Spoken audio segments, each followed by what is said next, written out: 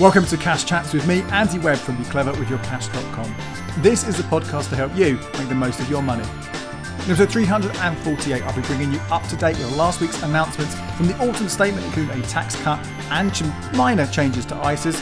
Plus, there was also another announcement last week around energy prices. How much is the price cap going to go up? How much more will our bills be from January? I will let you know. Also, as I'm sure you've got some shopping still to do this month ahead of Christmas, I'll be taking you through some hacks to get free delivery. Save yourself a little bit of cash when you are ordering items online. And as ever, my deals of the week. This week, that is going to include a rundown of the American Express Shop Small promotion, which is returning this weekend in a kind of slightly reduced format, but I'll take you through exactly how it works and the hacks to kind of get a little bit more from that if you have an Amex card. That and other deals. But let's waste no more time. This is episode 348 of Cash Chats. Now, first of all, I want to talk about the autumn statement. Now, I know this happened last Wednesday, and some of you who do subscribe to the YouTube channel, you might already have watched my video that I released back then, or if you get my newsletter every Thursday, you might have read my article that I released that took you through some of those key announcements. But I do know that many of you, this is a podcast after all, many of you, this is where you get your weekly update of what's been going on. So I will cover the main things you need to know. But I'm going to focus particularly here on two areas. One of them is ISAs, and the other one is tax. And I'll also give you a brief update on the other things that we've spoken about. But let's kick off with ISAs, because this is something which I think a lot of us are kind of hoping there would be a big change to that, either to the amount of money you can save into an ISA for that tax-free savings, or potentially a change to the personal savings allowance itself, the amount of interest you can earn every year outside of an ISA that's tax-free. The bad news is there was nothing about this at all in the ISA, nothing at all. So that is going to stay exactly where it is. And obviously with interest rates from savings so much higher, they are dropping over the last few months. They are getting lower, but they're still massively high compared to over the last few years, or more than that, over the last over a really decent period. Highest we've had for savings rates for a long time. We're obviously more likely, if you have even just a mid-size, decent sum of money, obviously, but 10 grand of savings at 5%, that is going to earn you enough interest there over a year to be paying, and if you're more than that, to be paying tax. So those things are sadly, that hasn't changed, and we are going to be seeing more of us be paying tax on our savings throughout the year. No change there.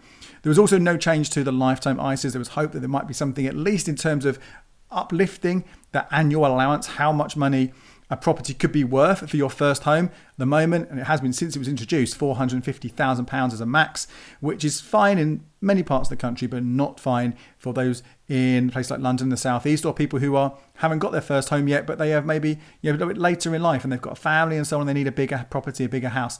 So there's no change there, which is disappointing, and also no change to your ability to take out money in a lifetime ISA if you don't use it buying your first home and you don't want to leave it in there until you're 60 to access it for retirement. No change to that penalty, roughly about 6-7% that gets taken off your savings. The bonus is taken away and then more is taken away again. So sadly, no changes there to any of that.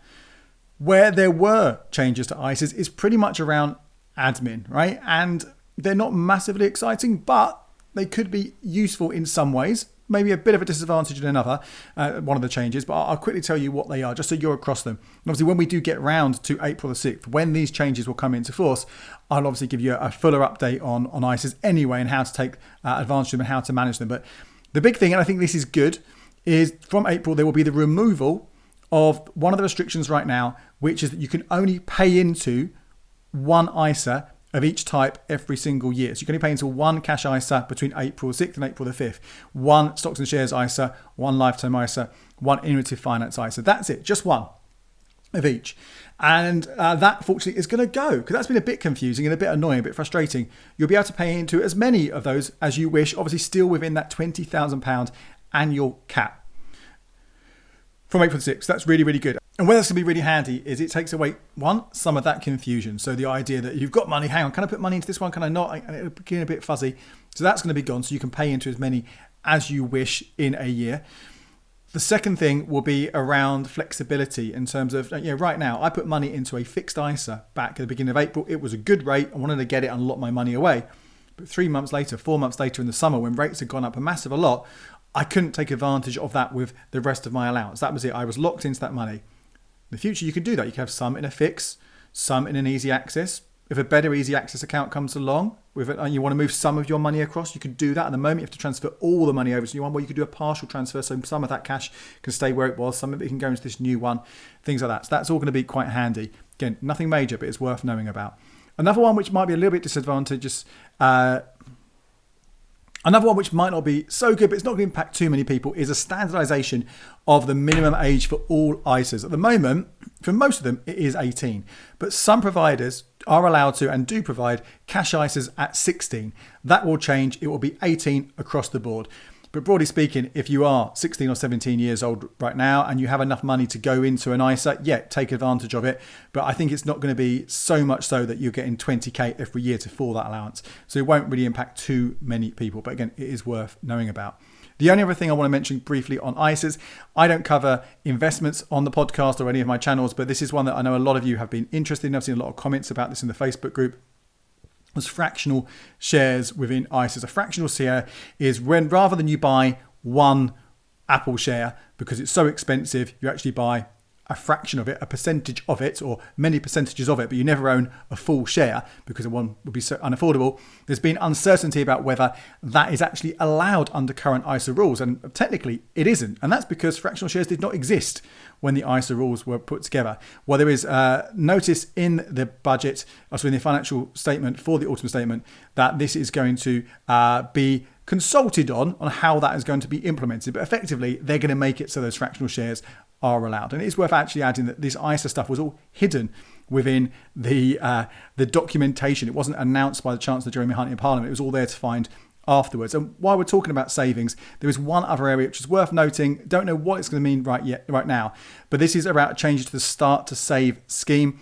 This is really, really good for low earners right now. It's to encourage you to put some money into savings, but you can still access it. It's not locking away. You can still access it if you need it, and then put money back in afterwards if you wish. And as long as you do that over a 2-year period, at the end of that, you'll get a 50% bonus, which is amazing.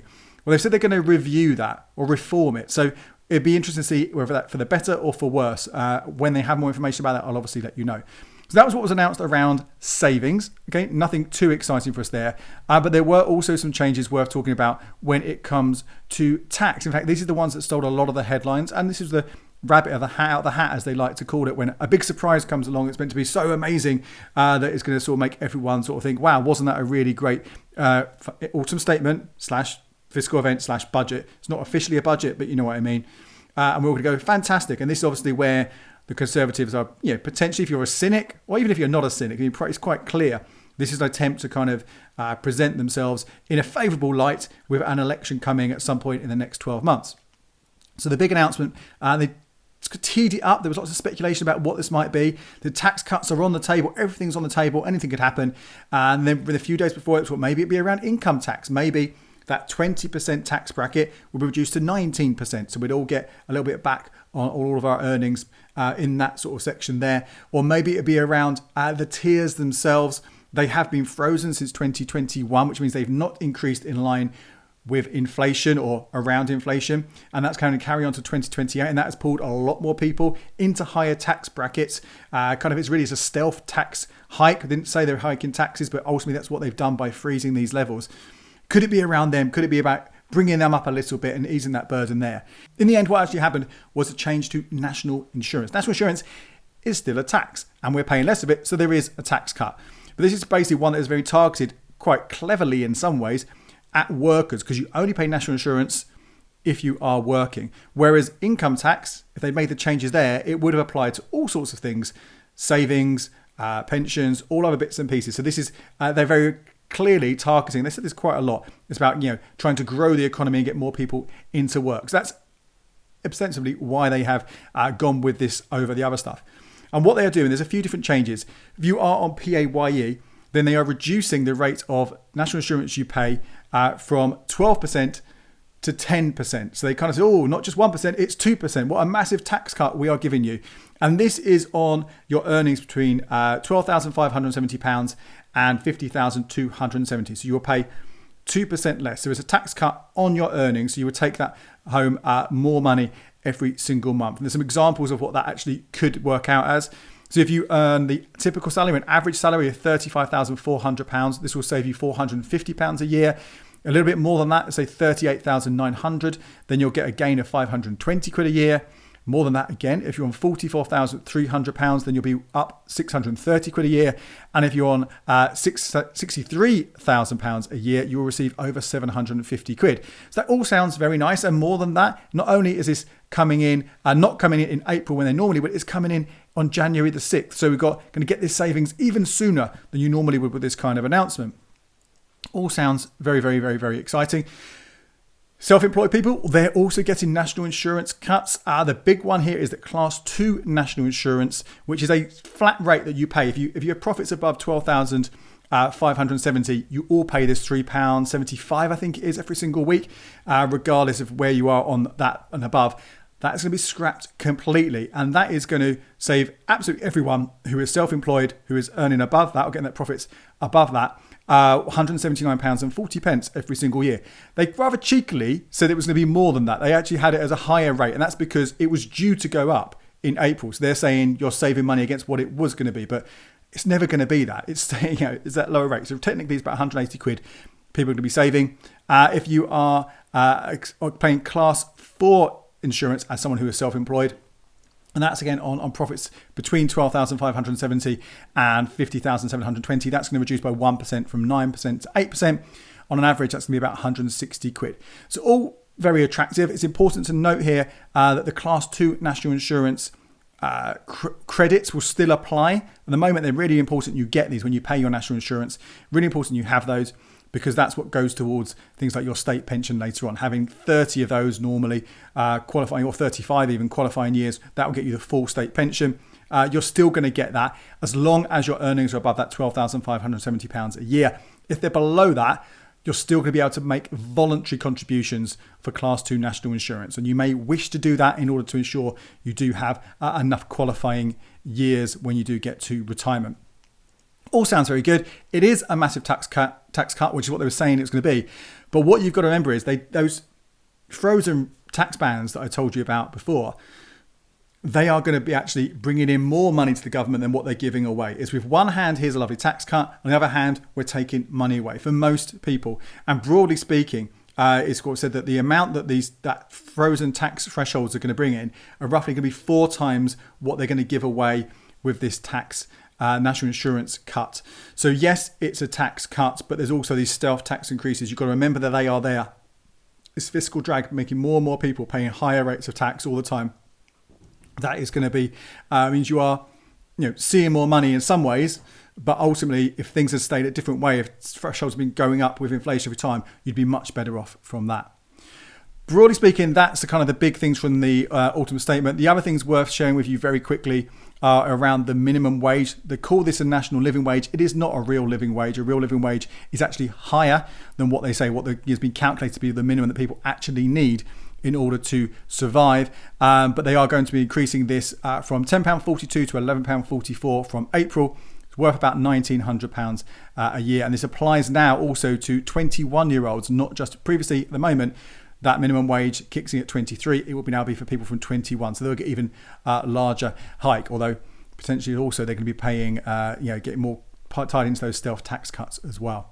So that's the first thing to tell you about. The other kind of bit of news to share with you, and again, I won't go into too much detail on this because I'm sure you know about this kind of thing already, but it's worth giving you a kind of the headlines at least. And this is around energy bills, because the price cap is reviewed every 3 months. And last Thursday, we had the latest announcement of how much our energy bills are going to change from January the 1st for 3 months. And I've covered this before. It does get a little bit confusing and it's a little bit frustrating, because in one hand, you're looking at it with these annual prices, and you're also looking at them as typical prices based on what the average household, how they are using energy. And none of that actually really reflects how we actually pay our bills, because we pay them monthly by direct debit. And also we have our own energy usage, which is going to be different to everybody else's. So it gets a little bit confusing. But broadly speaking, prices will be going up by 5% from the 1st of January.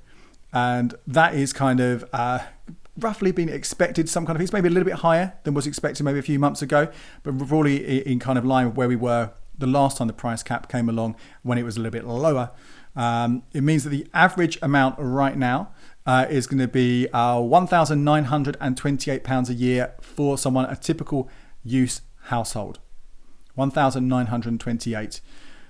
Again, doesn't really mean much, but what I would say, if you can get your current bills, and remember if you're paying by direct debit, that should be roughly an average over the whole 12 months, where they even out what you will be paying, because we obviously use more energy in the winter and less in the summer, and it kind of paying the same amount just makes it easier, more affordable in the winter, because you can kind of spread that cost out. But get your roughly what your direct debit is right now and add 5%, and that give you an idea of where they're going to be. Of course, that's not going to be, as I said, completely correct, because your direct debit might be wrong. And you might have actually, as I spoke about earlier in the year, you may have requested for some money to be refunded to you, and you might request for your direct debit to be amended. All these things can come into play. You might have drastically reduced your energy usage, or something might have happened where you use more. And that also could be about the weather. If we have a particularly cold weather, then maybe you'll use more energy than you did last year, and that means it'll be more. So it's very, very, very, very, very difficult to really get an accurate idea. And I'm not even speaking about standing charges as well. These are the basic rates. They've got higher again. Even if you use no energy at all, if you weren't in your house, you'd still be paying more in standing charges this year versus last year. There's also the fact that a year ago we had that extra support, that £67 per month from the government. That won't be there. So not good news, but also nothing drastically bad news either, because we're kind of used to it in some ways. All I can say really is have a look at, as I sort of say with all these things, just have a look and make sure you're using as little energy as you safely can. So you shouldn't be sitting there in a freezing home, particularly if you're vulnerable or have children, but do what you can to reduce how often you need the heating on. So make sure that when heating is on, you're heating the rooms that need it and not empty rooms, that you've got insulation, you've got draft proofing. Any of these things you can put in your home that might mean you have to use it less often. Worth thinking about that. Sadly, it's unlikely we'll see any decent switching deals coming along. There were some, last time, sort of 3 months ago, there might have been some that might be worth considering, but they wouldn't necessarily, because where we're looking further ahead, we're looking for roughly how much we've increased it by now, 5%. Roughly in when April it'd be down sort of 5-6%, so back to where we are reaching at this moment, and maybe down a little bit again. If you had fixed, the rates weren't significantly different enough that you would have paid any different to where we are right now. Maybe you would, maybe you wouldn't, maybe a little bit here or there, but nothing like we used to see where you'd saved a couple of £100 every year by switching. Really, you're better off just sticking with who you have got right now. I will give you obviously another update when we have the next announcement, which will probably be February as we go out for the April announcement. Okay, what else to talk about? Let's talk about deliveries. Now, I'm sure you maybe have spent a lot of this weekend buying things, taking advantage of the Black Friday sales. Although interestingly, the figures are showing that far fewer people were taking and spending money this year. It's not surprising in lots of ways because we don't have as much cash around, do we? And things have got so much more expensive. So broadly, if you haven't got the money, you shouldn't spend it. And if you're not doing that, that's a great thing. People shouldn't be spending what they don't have. But I'm sure you would have bought some things at least. Or if you haven't, there's still, as we go into Christmas, life gets in the way. There's still going to be times when we're trying to get things delivered to us because we haven't got time to go out, or we've forgotten something, or we still need to get that thing before Christmas. But these hacks will apply all year round. And I thought it was very quick, useful perhaps just to run through some ways to get delivery for free.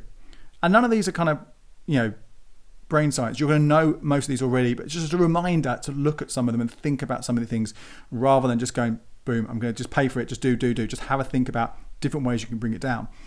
The first one is when there is a minimum order for deliveries, is to top it up with other things that you need. And there will be, not with every shop, but with many shops, there will be things that you do need.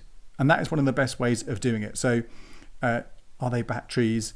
Are they, I was about to say stamps, but how often do you actually need stamps so much now? But all these little things, if there's something that you do need, you use regularly, add it to the order, that will get you that free delivery. And this is true for Amazon as well. I know so many of you will have Prime. You may have heard me talk before about how I think Prime is actually not a money saver for most people because it encourages you to spend money, encourages you just to order something and rather than shop around because you've already paid for it, so you may as well get that free delivery come through. You've got to remember with Amazon as well, if you have £25 worth of goods from Amazon, it's free delivery anyway. So again, it's about, rather than buying two things that cost £12.50 separately, it's buying them at the same time, £25, and it's free. So have a look at the things that you need, and if you can save it up to buy them at the same time to trigger that level, that threshold of free delivery, then do that. Now, if you can't do that, there's nothing else you need.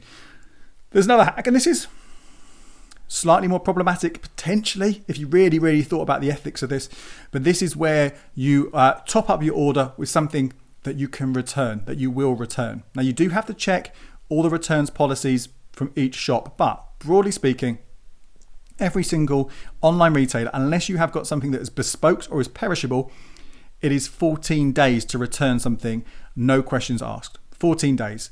So, I don't know, let's say John Lewis is £50 free delivery charge, and you have something that's 45 quid.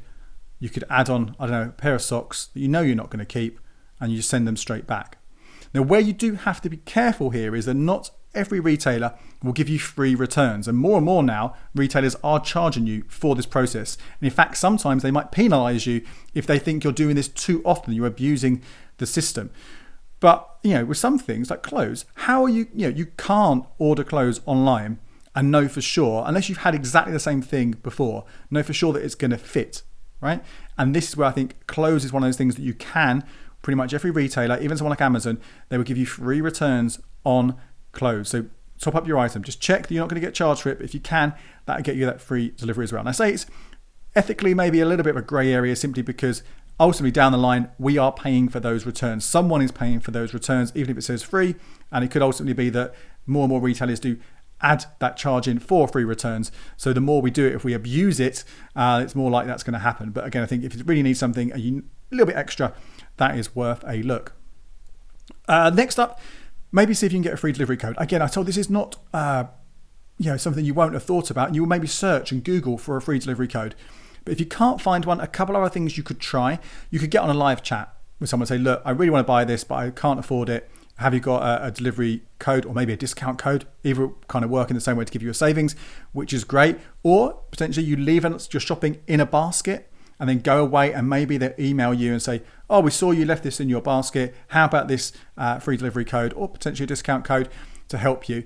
So watch out for those. Where you have to be careful with any of these delivery codes, whether you find it yourself or you're sent it, is if you're going via a cashback site for any savings, that could mean the cashback is negated. You won't get it at all, okay? So you've got to weigh up whether that $3.99 delivery charge is worth saving it versus, 15% cashback over here. Another option is a delivery pass. More and more places will give you the subscription service where you pay a certain amount of money and it gives you unlimited deliveries for a year. If you regularly shop at these places, it might be worth paying for this. Although, the downside is, as I spoke about with Prime a minute ago, is that once you've got this delivery pass, which is why they offer them, is you're more tempted to shop with them and less likely to shop around. So do this with a pinch of salt. It may well be you can get a free trial for these. So you do just that 1 week, 2 weeks, 30 days, whatever it is. Get that free delivery. If you're not going to go back to that shop, it's fine. Just remember to cancel that free trial before it becomes a paid for service, because obviously then that's going to wipe out any savings that you've made. What else? Try and collect if you. I know sometimes the whole thing about online, the convenience of it comes to your doorstep, and I get that it is massively convenient. But often you can get free delivery or a lower threshold for free delivery if you get to delivered to store, to collect in store, or to collect in a locker. So have a look at those, consider those. And if you have got multiple things, maybe aim for them all to be delivered around the same time. I remember they often stay then shop for like 7 days. You've got to collect them a lot of the time. Just check what those terms are per retailer. And you're going to have one trip into store to pick up all those different things in town. So that's a good way to bring down the costs a little bit as well. And the final one here is very similar. I kind of alluded to it already, that how some of these delivery passes and memberships might stop you doing this. And it is to shop around. Because you might find that although this shop over here is the cheaper price, when you factor in the delivery charge, actually you could go somewhere else and get it for less because it's got free delivery with it. Or maybe the delivery charge is lower. So just do take that moment, shop around and see what the combined cost is of all those things, and also think about whether the other retailer might have some of those things we spoke about before. It might have a collect in store option. It might have an option for you to add a little bit extra to top up that order in order to get a free delivery, and that might save you a bit of money. There you go. In a moment, I'll be back with my deals of the week. Now, as ever, anything I've spoken about in today's episode, you can find more about it over on becleverwithyourcash.com/cashchats348. That's a short URL. You also find that link in the show notes on whatever app it is you're listening to this right now. So click over there. You'll be able to read more about the autumn statement, about the energy price caps, about delivery hacks, and you'll also be able to get all the links for the deals I'm about to speak about right now. Some of them have very specific deals, very specific codes that you'll need to click through from, so you'll find them all over on the website. The first deal to tell you about, and I'm going to spend a bit more time on this, then I'll round up with a couple of quick ones at the end, is the American Express Shop Small promotion.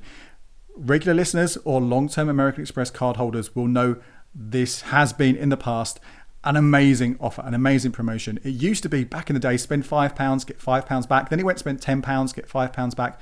And a few years ago, it went spend £15, get £5 back. But that's still free money on doing your shopping at, and this is what I really like about it as well, small independent stores. So you are buying things that you might be a little bit pricier there than they will be elsewhere. But this discount from American Express of £5 helps you support that local shop while also saving yourself a bit of money, because Amex pays that £5 themselves. The retailer does not pay any of that shop small money, although they do sometimes pay slightly higher charges for processing American Express cards than they would a Visa or a MasterCard. But if you're bringing them new business, shops you wouldn't normally go to, then that's obviously a win-win. And if they're choosing to accept Amex, then that's a choice that they've made. So yeah, I wouldn't worry about that one particularly. That's how it has worked in the past, and there have been a few other limitations on it. But broadly speaking, you could use it over a 2-week period, and you could use it a number of times per card. And in the past, with some of the hacks I'll share with you in a moment, I've been up, me and my wife, we've made maybe £100 from it, and then that's gradually slipped. And this year, it's going to be a lot less because, and this is the kind of the two big changes that I need to share with you. First of all, you are now only able to get this offer 3 times per American Express card, which means the max you'll get back per card is £15. And not only that, they have reduced the time you can take advantage of this offer from that previous 2 weeks. It has went down to 10 days last year, now only 3 days. So from Friday the 1st of December, this Friday, until Sunday the 3rd of December, that is it. And that might mean if you've got plans, if you're away or can't get to the shops for whatever reason, you miss out completely this year, which I think is a real disappointment. But that is what is going to happen. So how do you take advantage of this? Well, first of all, you need to add it to your card. You need to go into your American Express app or the online account, find the offers and add it. You must do this. If you have more than one card, you need to add it to each card. And this is an important thing because you can use it at more than the same retailer or business more than once if you have different cards. If you only have a single card, you can only shop at each place once. So you need to add it to your cards. If you have a partner's card, a supplementary card for your partner or someone like that, then you can also add it to their cards and take advantage. So that's why I've said in the past I've been able to get, maybe £100 back, even though the limit was £25 back per card. Well, because we had, a couple of cards and a couple of supplementary cards, and we can multiply that way. So this way, I've currently got 2 American Express cards, 2 supplementary cards. So that is a total of 4 cards, which means we'll be able to get a maximum back from this of £60. Use it a maximum of 12 different times. But that's still a great way to increase that kind of return that you're going to get on it. So make sure you add it to all those cards. Sadly, right now, at the time of recording this, it's probably too late for you to apply for and get accepted for an Amex and get it sent to you, but it might be enough time for you to get a supplementary card. Bit touch or go, but it's worth doing it. Just make sure you understand exactly what that means, because you will still be paying for any purchase that person you give that card to makes. Okay, so you have to understand that they can't just go free for all and spend it. You're going to be paying that bill. The other thing to think about here is how to find and where to find the different places to use it. Have a look at the Shop Small app. It's always a bit touch and go. Sometimes, like one of my local bookshops that I like using, it's there. I know they're taking part, but it doesn't appear in the map for my area. If I type it in, it shows them off the coast of Africa. So something weird's gone on there, but it's still there, it's still valid. And if I go there, spend £15, I'll still get £5 credit back to my account. So do make sure you sort of search for shops that you know have previously taken part, or small shops that you would like to go to, just to see if they're there. They might not be showing, you might just find them elsewhere. And think beyond normal shops as well. Look at restaurants, look at bars. They're often good ways to take advantage of this offer. And if for some reason you can't do the things you want to do right now, see if they sell a gift card. Now, do make sure you use that. The normal risks that are associated with gift cards still apply. They could expire. The shops could go under. You could lose them, particularly with physical vouchers. All those things could happen. But I've got stuff last year for a nice little bakery. I didn't want to buy it, and loads of baked goods that weekend. So I've got a voucher and I used it a few months later. So think about ways you can do that. There you go. Shop Small, starting money. Get more details on that over on becloveryourcash.com. A couple of other quick deals to share with you. One of them is a Black Friday deal that hasn't ended just yet. Most Black Friday deals have finished. They did finish yesterday, but this one is from Tide Bank, and this one ends on the 30th of November. So on Thursday, And this is an increased offer if you open up the Tide Business Bank Account. I know that won't apply to all of you, but if you are self-employed, you are registered with HMRC for this, and you can apply for this Tide bank account. They will check this as well. They will call you. I did this a year ago, a similar offer. They will phone you up and check that you are actually a small business. As long as you are, and they pass all that information, then you spend £500 on your account, on your card, within the first 90 days of opening it, you'll get a £100 bonus paid to your card. Now, you do have to apply via a certain link, and you do have to use a code BF100 when you sign up. So I'd certainly would go and click through, make sure you follow that process properly and read all the term conditions so you know exactly what you sign up for. But that's a nice increased offer you wouldn't normally get. What else is going on? From Friday, M&S Sparks, so if you've got the M&S app or the M&S website, if you are joined up with Sparks, they are doing their 12 days of Christmas again. Last year they did this. It was a different offer every single day. Well worth having a look, see what comes along. You might not want to use the majority of them, but there might be the odd freebie, some Percy Pigs or whatever it might be, that's nice to grab. And I did mention that most of the Black Friday deals have finished, but the Now TV deals, they also end today on the 28th of November. Worth having a look at those just to see if there are, it's 50% off if you're brand new, particularly good for the sports deals, like $17.50 roughly that for per month, but you are tied in for 6 months. If you are an existing customer, again, have a look at the deals available to you there. I think they might be slightly longer for you to activate those, or it could also end on the 28th.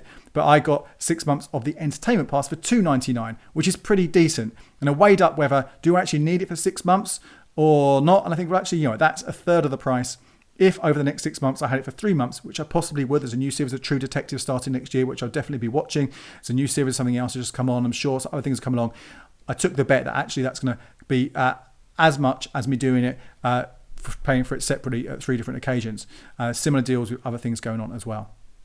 There you go. Hope that was useful. Thank you so much for listening. Or if you're on YouTube, thank you so much for watching. My name is Andy Webb. This is Cash Chats. Until next time, cheers.